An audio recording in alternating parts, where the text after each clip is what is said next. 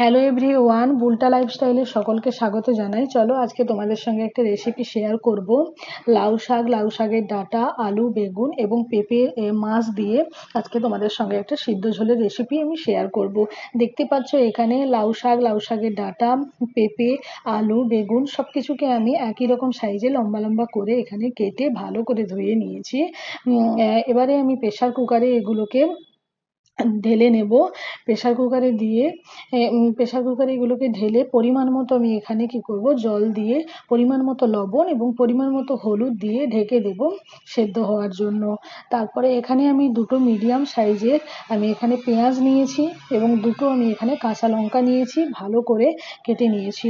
তারপরে দেখতেই পাচ্ছ ভালো করে মিডিয়াম সাইজের দুটো টমেটোকে আমি এখানে ভালো করে গোল গোল করে কেটে নিয়েছি। আগে থেকে আমি পরিমাণ মতো জিরে নিয়েছি, জিরেটাকে একটু ভিজিয়ে রেখেছি যাতে বাটতে সুবিধে হয়। এখানে তোমরা ধনেও নিতে পারো, তো আমি এখানে শুধু জিরেই নিয়েছি। তো চলো এরপরে দেখতেই পাচ্ছ আমি এখানে দুটো মাছকে ভেজে নিয়েছি, কারণ আমার দুটো মাছই লাগবে, তার জন্য আমি দুটো মাছ এখানে ভেজে নিয়েছি।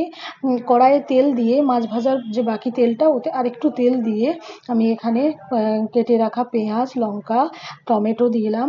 পেঁয়াজ লঙ্কাটা একটু ভাজা হয়ে যাওয়ার পরেই আমি টমেটো দিলাম, দিয়ে একটু লবণ দিয়ে আমি ভালো করে নাড়তে থাকবো যতক্ষণ না টমেটো থেকে তেল বেরায়।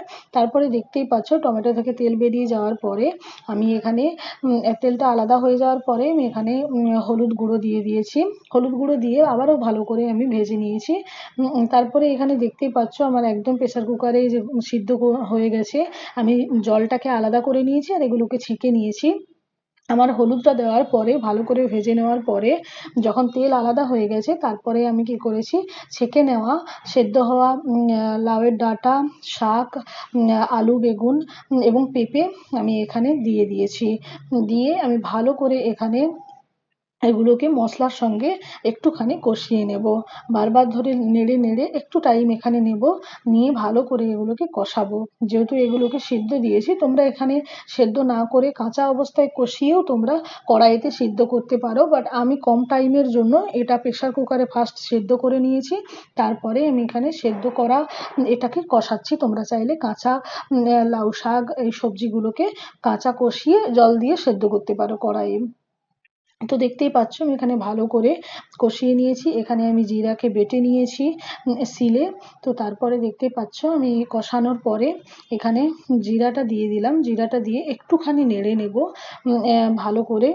দেখতেই পাচ্ছ তোমরা জিরাটা দিয়ে আমি একটুখানি নেড়ে নিচ্ছি, যাতে জিরার মধ্যে একটা স্মেল থাকে, কাঁচা ভাবটা একটু বেশি নয়, কাঁচা ভাবটা একটু যাতে হয়ে যায়। আমি এখানে গ্যাসের ফ্লেম মিডিয়াম রেখেছি যাতে জিরা একদম বেশি না ভাজা হয়।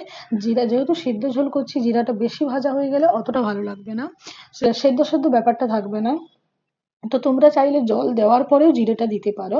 তারপরে দেখতেই পাচ্ছ জিরেটাকে একটু সামান্য নেড়ে নিয়ে যে জলটা আমি সেদ্ধর জলটা আলাদা করে রেখেছিলাম ওই জলটাই দেব, বাকি এক্সট্রা কোনো জল আমি এখানে দেব না, কারণ আমার অলরেডি সব কিছু সেদ্ধ হয়ে আছে। তো তার জন্য আমি ভালো করে এখানে নেড়ে নিয়েছি। দেখতেই পাচ্ছ জল দিয়ে ভালো করে এখানে নেড়ে নিয়েছি, আর আমার এই জলটাই একদম পরিমাণে ঠিকঠাকও হয়েছে। তো আমি আরেকটু লবণ এখানে দিয়ে দেব। তো এই লবণটাই এনাফ। তো আমি এখানে দিয়ে ভালো করে দেখতেই পাচ্ছ লবণটা দিয়ে নাড়িয়ে নিয়ে মাছ দুটোকে আমি একদম কড়া করে ভেজে রেখেছিলাম। 2 পিসই মাছই আমার দরকার, তার জন্য 2 পিস মাছই দিয়েছি। তো ভালো করে মাছ দুটোকে দিয়ে আমি এখানে ঢেকে দিয়েছিলাম। তারপরে দেখতেই পাচ্ছ ঢাকনা খুলে আমি এখানে আরেকটু নেড়ে নিচ্ছি। আর মাছগুলোকে প্রথমে দিয়েছি এই জন্য কারণ মাছগুলো আমি কড়া করে ভেজে রেখেছিলাম, তার জন্য। তোমরা যদি হালকা করে মাছ ভেজে রাখো তাহলে একটু ফুটে যাওয়ার পরে দিও। তো তারপরে দেখতেই পাচ্ছ একদম আমার এখানে রেডি রান্না। আমি তোমাদের তুলে দেখাচ্ছি যে কতটা ভালো হয়েছে, খেতেও খুবই ভালো এবং বাড়ির বয়স্কদের জন্যও ভালো, সবাইয়ের জন্য এটা পারফেক্ট একদম। আর একদম সিদ্ধ সিদ্ধ একটা ঝোল, আমি একটু ঝোল ঝোল রেখেছি। তো তোমরা চাইলে আরেকটু ঝোলটা মারতে পারো। তো খুবই ভালো হয়েছিল খেতে, একবার তোমরা ট্রাই করতে পারো। চলো টাটা।